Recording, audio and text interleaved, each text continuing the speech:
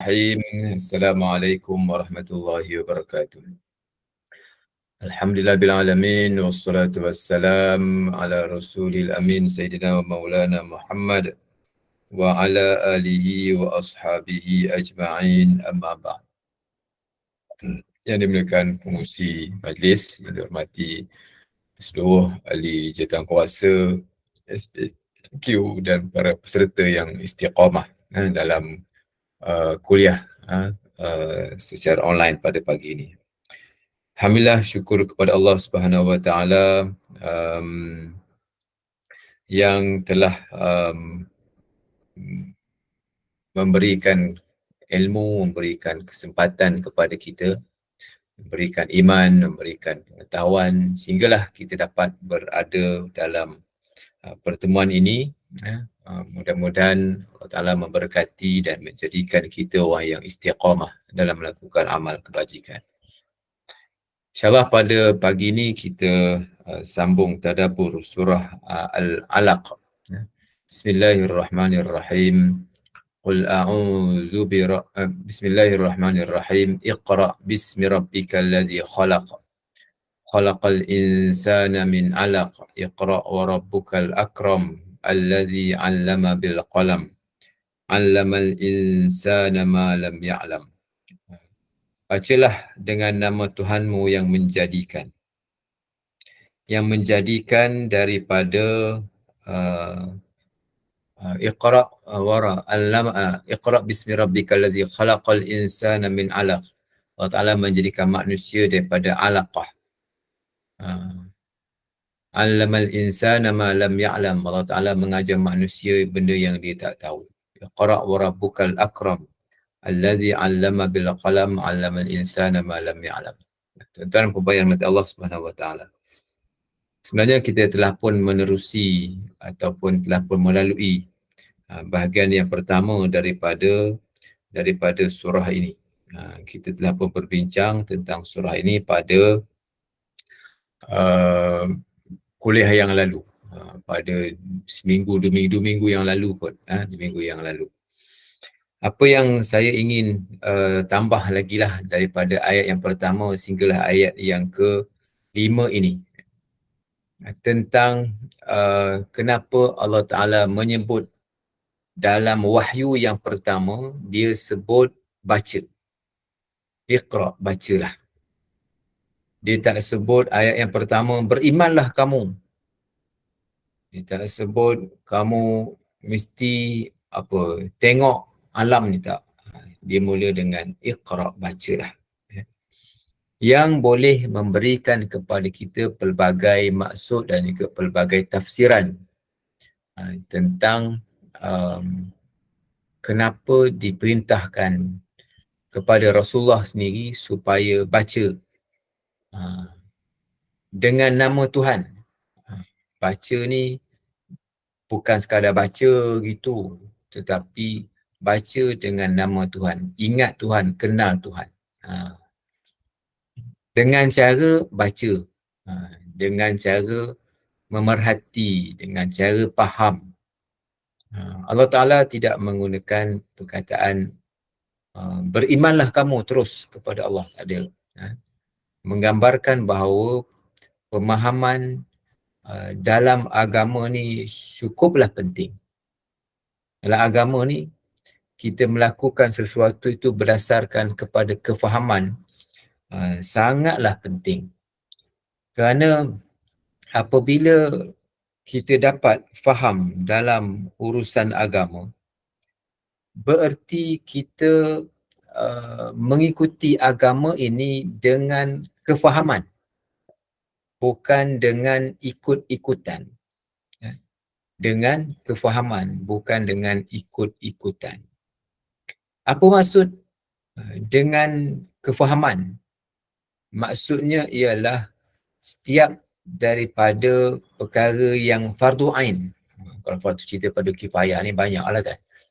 Yang fardu ain ni yang kita buat, kita faham, kita tahu dan kita faham.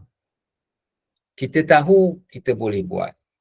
Kita faham, kita boleh memberikan penjelasan. Kalau kita tahu, kita buat.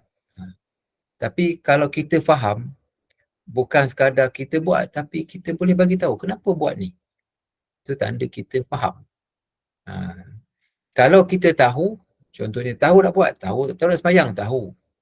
Tapi tahu tu, tahulah. Kan? Dia retilah buat.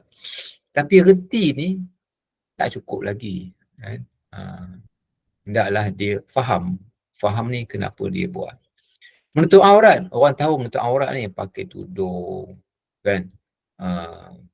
Tapi konteks pakai tudung ni bukan sekadar pakai tudung. Tetapi kenapa dia kena pakai tudung?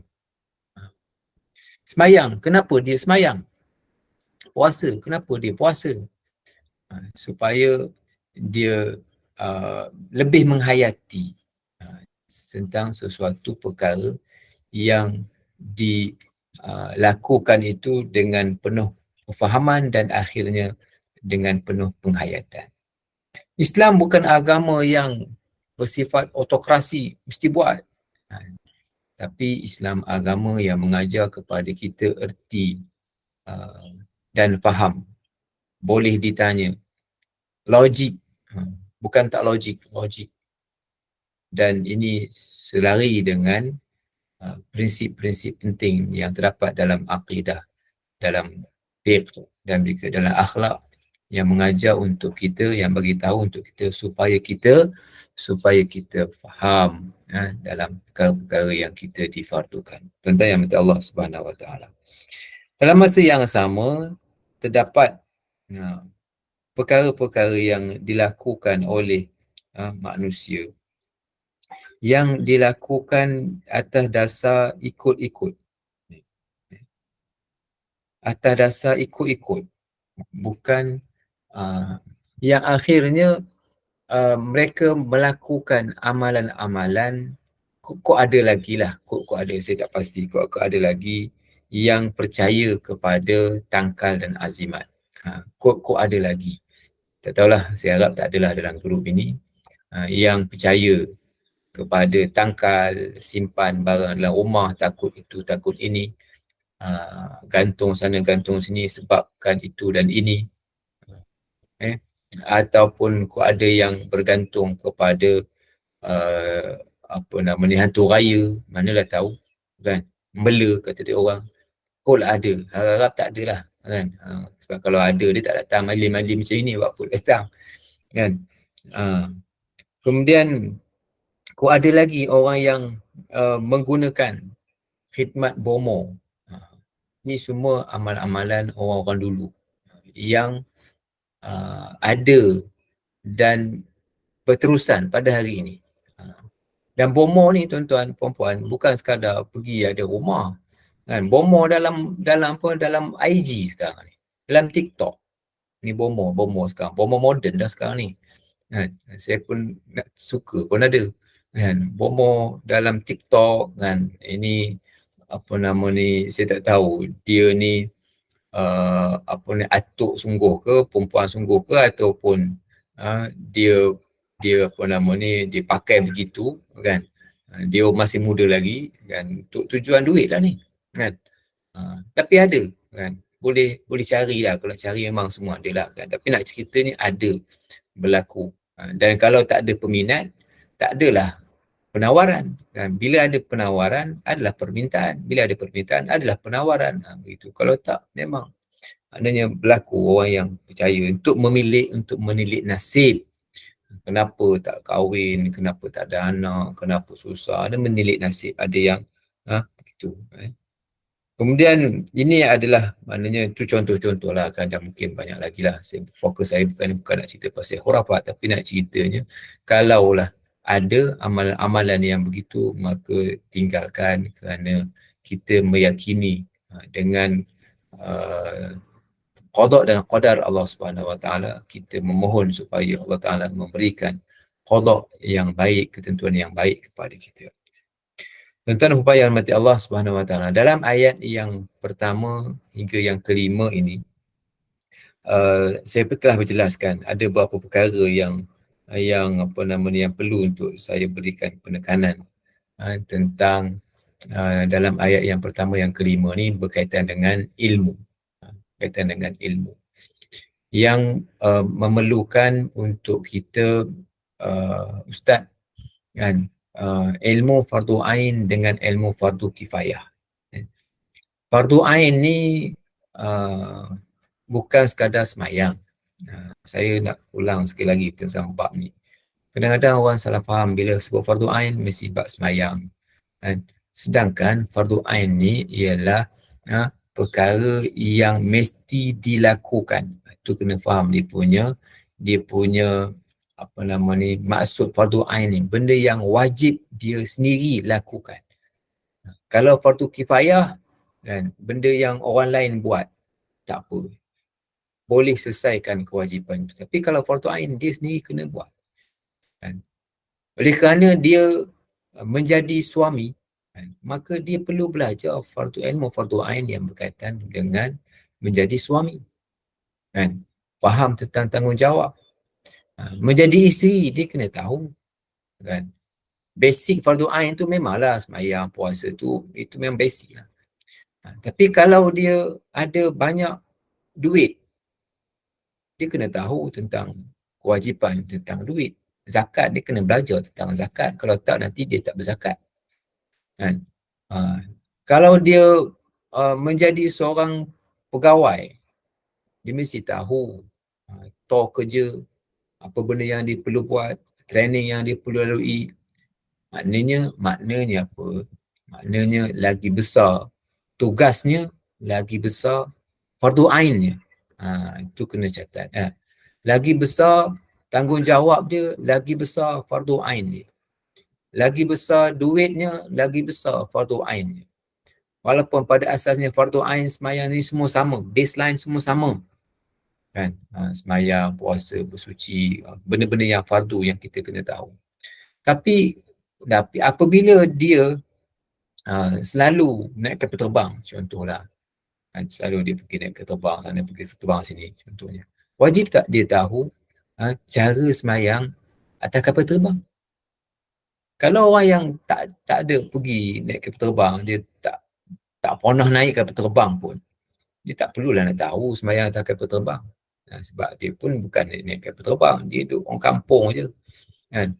Kau ada harap nak pergi naik kapal terbang, kau nak pergi Mekah kan, menaikkan haji, itulah. Yang lain-lain tak ada, dia kata saya ni tak ada. Tak perlu dia nak tahu tentang benda-benda tu. Tapi kalau dia seorang yang apa kita kata yang selalu travel, maka dia wajib tahu cara semayang atas kapal terbang, sebab benda yang wajib bagi dia. Kan? Kerana dia banyak duit, banyak properties, banyak ni, maka dia perlu tahu tentang zakat kan.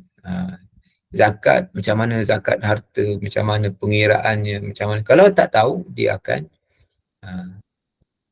tak bayar zakat nanti kan. Jadi ini kefarduan. Fardu ain itu dia walaupun pada asasnya sama, tapi dia boleh berkembang. Dia boleh meluas, melebar, bergantung kepada tanggungjawab yang ada pada seseorang itu.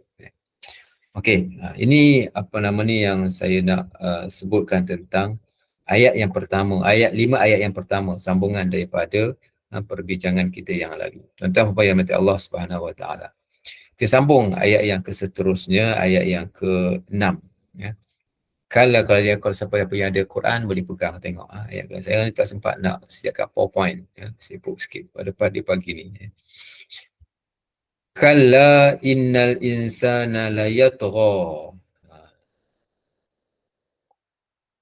Tidak sekali-kali. Manusia itu sangatlah tagha, sangatlah melampau-lampau. Kalla, tidak. Innal insana layatgha. Manusia ini melampau-lampau. Layatgha, melampau-lampau. Macam mana? Ar-ra'ahu staghna. Dia menganggap bahawa dia telah tidak perlu kepada orang lain. Istaghna ni makna tak perlu. Dia tak bergantung kepada siapa-siapa pun. Dia tak perlu kepada Tuhan sampai tahap itu. yang menjadi dia togha.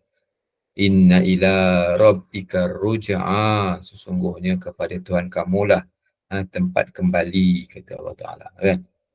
Jadi kan 3 ayat ini kan,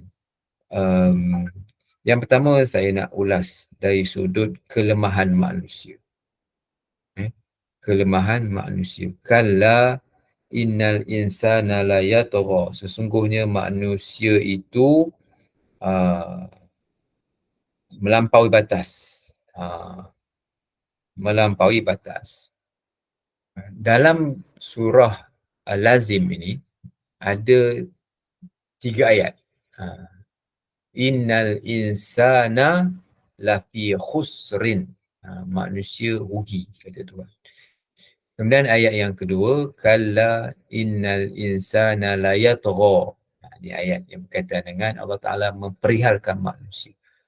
Manusia yang dalam surah Al-Asri, manusia ni rugi. Dalam surah yang kita baca sekarang ni, surah Al-Alaq, surah Iqra, manusia ni melampau. Ingat tak surah Al-Adiyat? Kalla innal insana li rabbihi lakanud. Manusia degil, manusia protes kepada Tuhan dia. Jadi dalam surah Lazim, dalam juzuk 30, dalam ayat yang dalam surah yang dalam juzuk yang terakhir ni, juzuk 30, ada 3 ayat yang menggambarkan tentang sifat dan kelemahan manusia. Kelemahan antaranya ada banyak lagi dalam ayat-ayat Al-Quran, banyak lagi. 3 ayat dalam 3 surah, dalam juzuk Ammar ni ada 3. Satu rugi, satu degil, satu melampau-lampau. Kenapa disebutkan manusia ni begini? Disebutkan kelemahan-kelemahan manusia supaya manusia sedar dirinya. Apabila manusia ada rasa lemah, apabila manusia ada rasa kelemahan, kekurangan, di situ akan menjadikan manusia ada rasa bertuhan.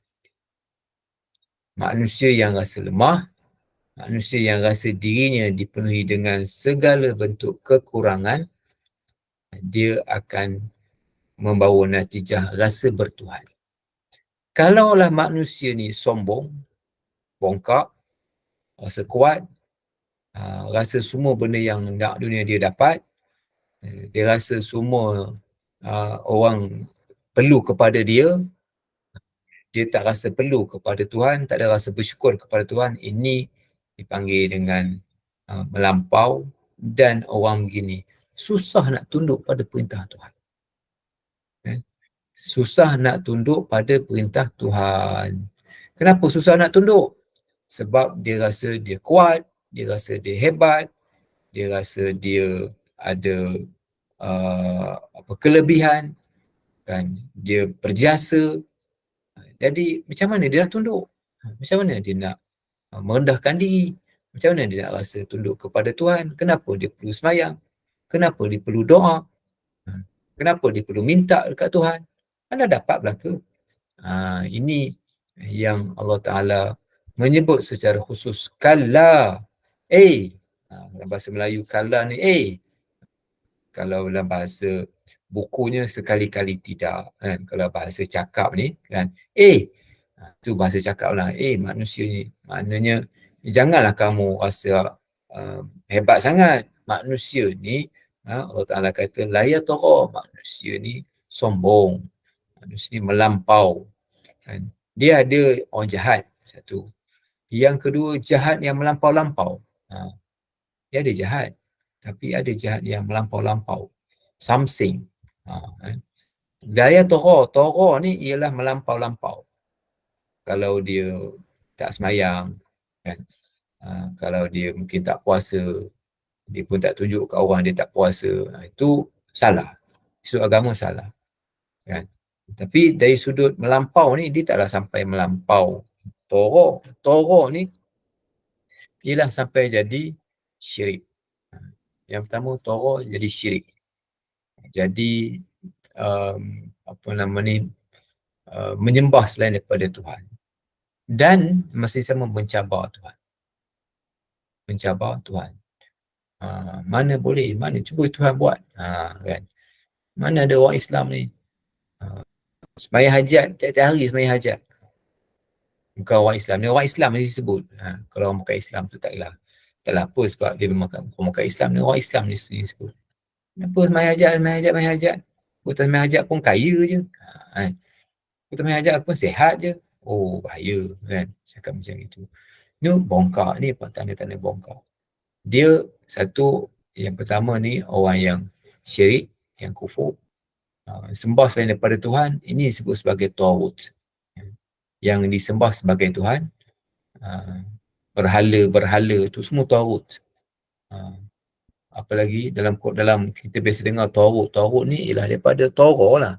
Dan insan ala Tara ialah mereka yang melampau-lampau. Macam mana konteks melampau?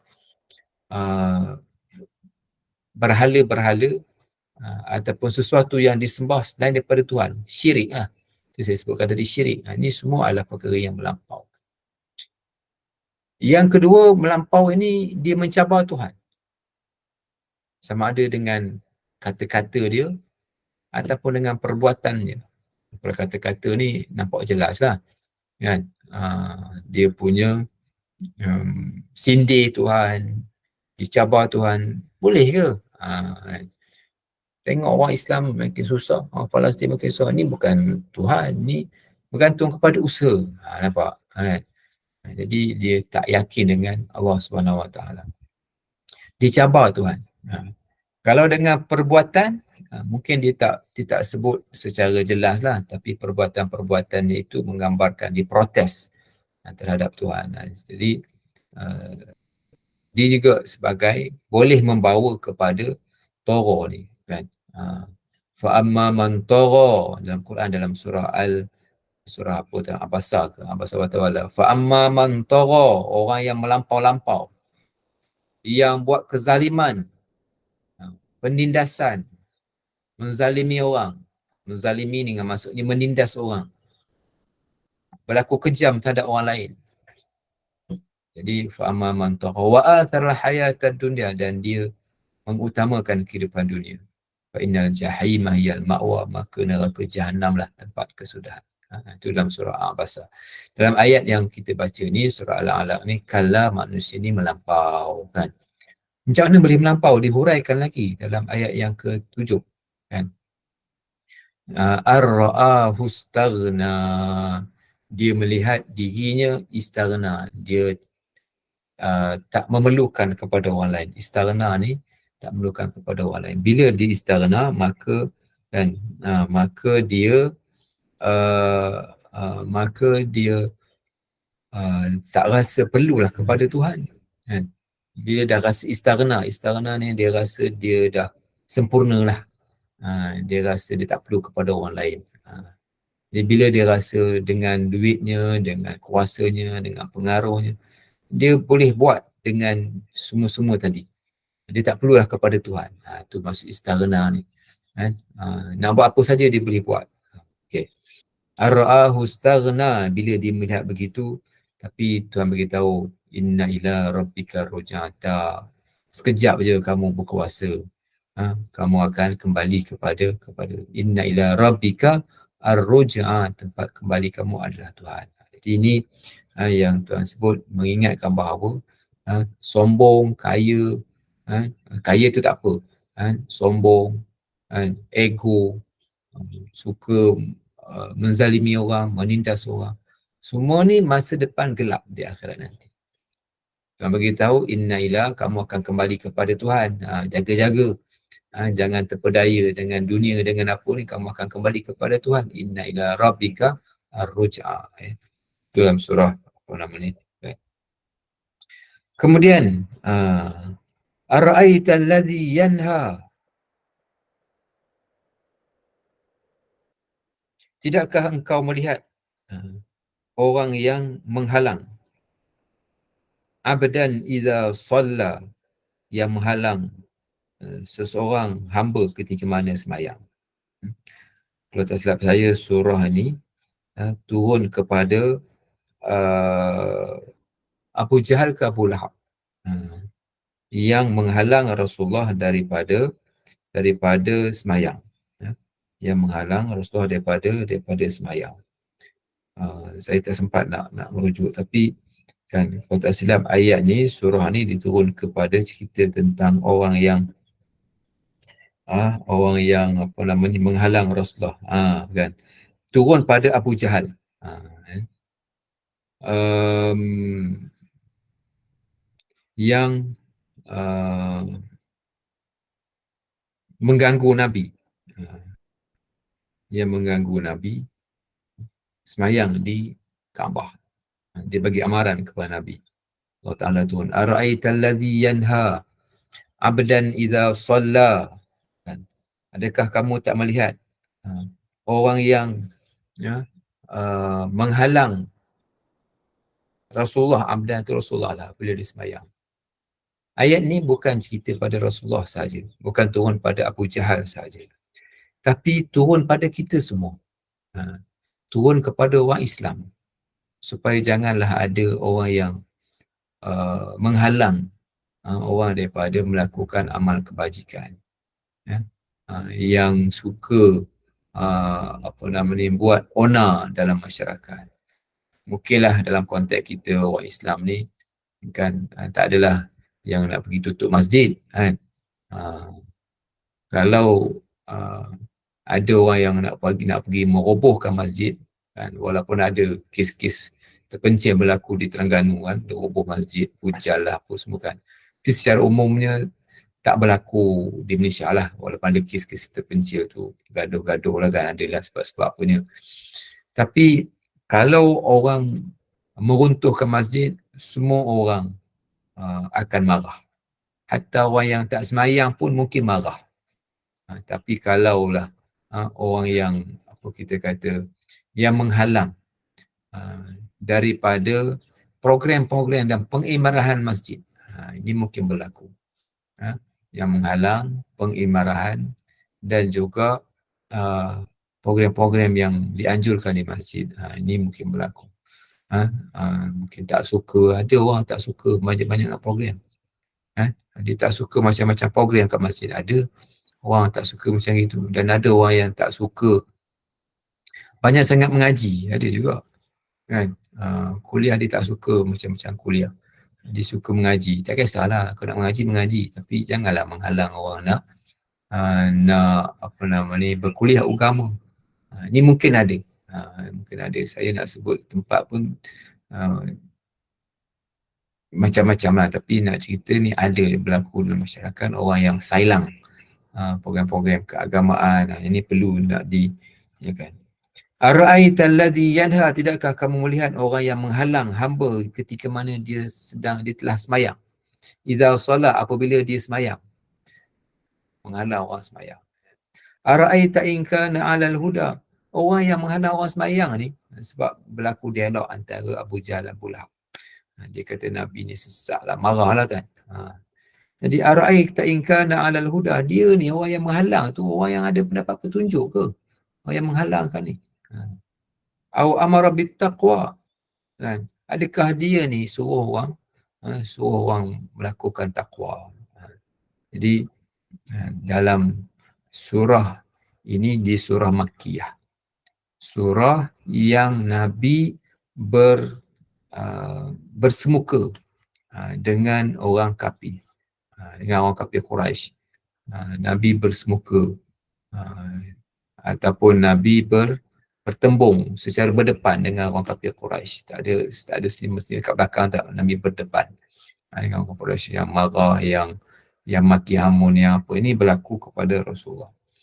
Jadinya, tuan-tuan yang dirahmati Allah SWT, bagaimana yang kita dah bincangkan sebelum ini, bahawa perlunya dan pentingnya untuk dakwah, kan, kita berinteraksi, dan memang akan timbul feedback yang mungkin tak selesa, mungkin ada perkara-perkara tak pandang dielakkan lah, kan. Cuma kitalah kawal supaya dia tak lari, kitalah kawal supaya tak menimbulkan konflik, kitalah kawal supaya hubungan tu tidak putus, tu pandai-pandai lah. Itu dipanggil dengan hikmah, kebijaksanaan. Kebijaksanaan. Mungkin kawan-kawan dulu yang mungkin beragama orang India, ada orang Kristian, mungkin ada orang Cina masalahnya. Jadi nak buat macam mana kan? Jadi kita lah yang cuba menjelaskan apa-apa yang boleh dijelaskan supaya tak menimbulkan sesuatu yang tak baik. Baru-baru ni kan mungkin tuan-tuan pada tengok video ada orang pergi kuil, ada orang daripada Jabatan Agama Islam sebuah negeri, dia pergi ke kuil di mana pesertanya tu dia tak reti. Dia bagi suatu penjelasan yang benar-benar mengelirukan. Kita tengok kan, saya rasa ramai orang tengok, ramai orang tahu ni. Maknanya dia pergi ke kuil dengan tujuan mereka belajar perbandingan agama. Tetapi at the end kan, habis bila buat interview, lain pula dia yang interview. Tapi saya tak tahulah apa yang konten kursus itu kan. Tapi bila interview salah. Dia kata Islam dan Kristian ni, Islam dan agama Hindu ni ada persamaan. Kok mana ada persamaan? Tak sama. Tak sama. Dia sembah banyak Tuhan, kita sembah satu Tuhan. Memang fundamentally tak sama. Jadi bila fundamental tu tak sama, janganlah menyebut persamaan itu memang tak sama. Kan? Kalau dia persembah Allah Ta'ala, kan, sembah Tuhan macam agama Kristian, macam agama Yahudi, itu mereka sembah Tuhan Allah Ta'ala. Kan? Cuma mereka salah, kan? Ada tambah 3 Tuhan. Tapi maknanya kalau dia sebut hilang ada persamaan, kemudian hilang banyak keraguan-keraguan, seolah-olah bawa kepada kita pergi dakwah orang ikut kita, tapi kan bila kita dakwah orang, kita pergi, kita pula, itu yang salahnya kan. Itu yang banyaklah yang kita kata kelompangan yang berlaku. Tak apalah, saya melencong ke situ sebab saya nak cerita bahawa dengan Abu Jahal dan Abu Lahab ni, Rasulullah bertentangan, berhadapan secara berdepan. Dimaki-maki hamun. Itu berlaku pada zaman Rasulullah ketika mana di Mekah. Abdan idza shalla ara'aita in kana 'alal huda. Kamu tak tengok ke, adakah orang yang menghalang orang sembahyang, yang tiba dengan judi, dengan apa yang semua ni, dia ni mendapat petunjuk ke tak dapat petunjuk? Walaupun Allah Ta'ala sebut dalam bentuk pertanyaan, sebenarnya nak bagi tahu tak dapat petunjuknya Abu Jahal ni. Abu Jahal tak dapat petunjuk. Ar-ra'ahu istaghna inna ila rabbika ar-ra'aita allazina in kana ar-ra'aita in kana ar-ra'aita in kana al-huda aw amara bi, adakah dia yang berada di atas petunjuk? Tak ada. Kan? Kemudian aw amara bi taqwa, ataupun dia ni suruh buat benda-benda yang bertakwa, benda-benda baik. Tak ada, memang tak ada. Kan? Ar-ra'aita in kadzdzaba wa tawalla, kamu tidak tengok ke?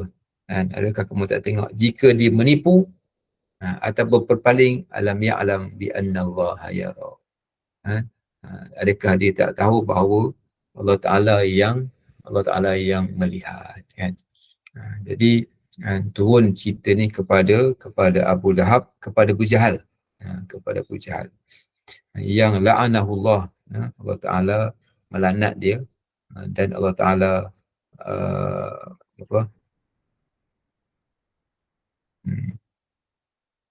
ni apa nama dia punya ceritanya, perangai-perangai yang orang yang menentang Islam. Jadi dalam surah Al-Alaq ini bahagian yang kedua, ayat yang 1 sampai 5 berkaitan dengan ilmu, berkaitan dengan penciptaan manusia.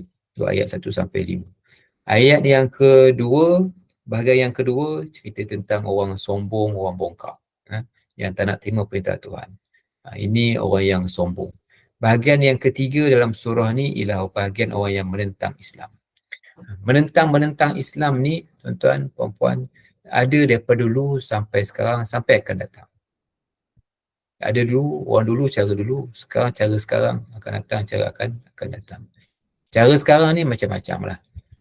Ada yang tapi mereka tidaklah Tidaklah pergi suruh roboh masjid kan.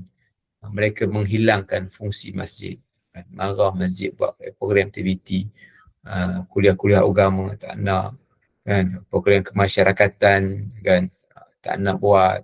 Dakwah-dakwah ni mereka dianggap sebagai sebagai apa nama ni, sebagai ekstrim. Kita mestilah rahmat kepada, saya nak sebut sikit pasal rahmat kan, rahmat lil alamin kan. Dulu orang sekarang harga rahmah, rahmat alamin tu tak kisahlah. Tapi kefahaman tentang kan kasih sayang Allah Taala ini, rahmat, rahmatul alamin, rahmat kepada semua orang Islam. Rahmat kepada orang Islam ni tuan-tuan, maksudnya rahmat kepada rahlil alamin, kepada semua ni maksudnya kan, bukan kita tak berdakwah kena kan, kena buat.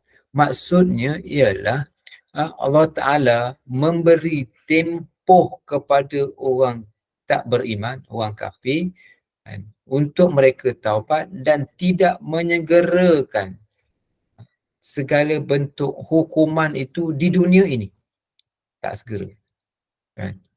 Maksudnya kan, hukuman azab ditangguh oleh Allah Taala di akhirat. Itu masuk rahmat kepada seluruh alam kan.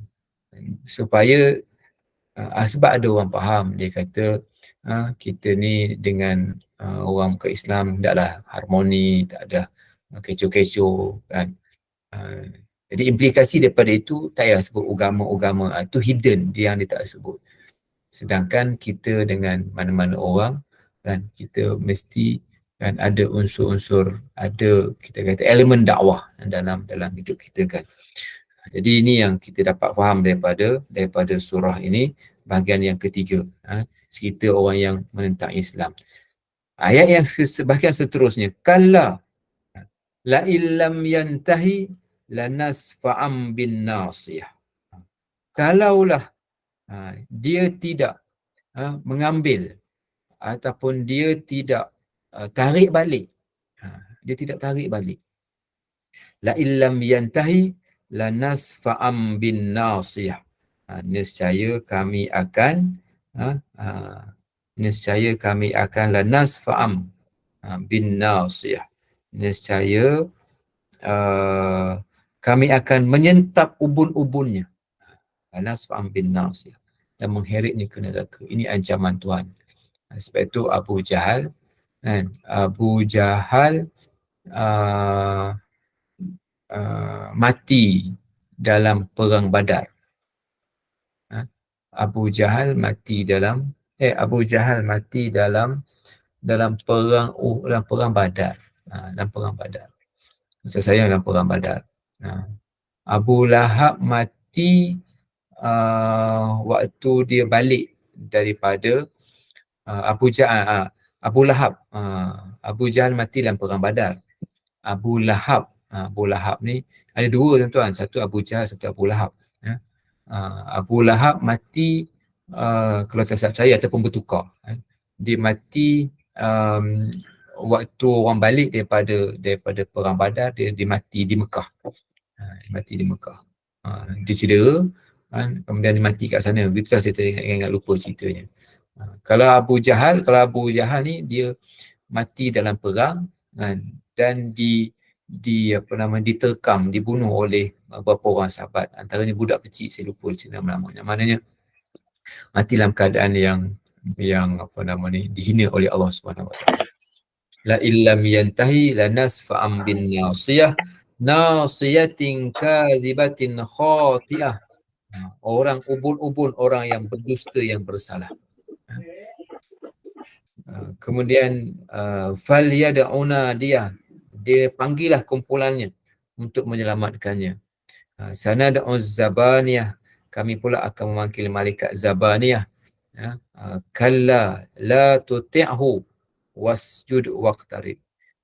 Jangan wahai Muhammad kamu mengikut kehendak-kehendak mereka, sujudlah, dampingkanlah dirimu dengan Allah dengan beramal taqwa, beramal soleh. Secara tak langsung kan, tuan-tuan puan-puan, ayat ini memberi semangat motivasi kepada kita, kepada Rasulullah, supaya tidak ikut gertakan-gertakan yang dilakukan oleh orang kafir Quraisy, dan Allah Ta'ala memberi ancaman kepada mereka kalau mereka buat perkara-perkara yang jahat, dan Allah Ta'ala akan kata lanas fa'am bin nasiyah, Allah Ta'ala akan cabut ubun-ubun mereka. Jadi tuan-tuan yang mati Allah Subhanahu Wa Ta'ala, ada bahagian akhir ni saya akan ulas dalam kuliah yang akan datang tentang bagaimana janji-janji Allah Ta'ala ini disempurnakan. Orang Islam mati, orang Palestin dibunuh, kan? Umat Islam ditindas. Kan? Mana janji-janji Tuhan ini? Kan? Bilakah janji-janji Tuhan? InsyaAllah kita akan ulas dalam kuliah yang akan datang. Kan? Okey, ada apa-apa nak dikongsikan, nak tanya apa-apa, silakan kalau ada.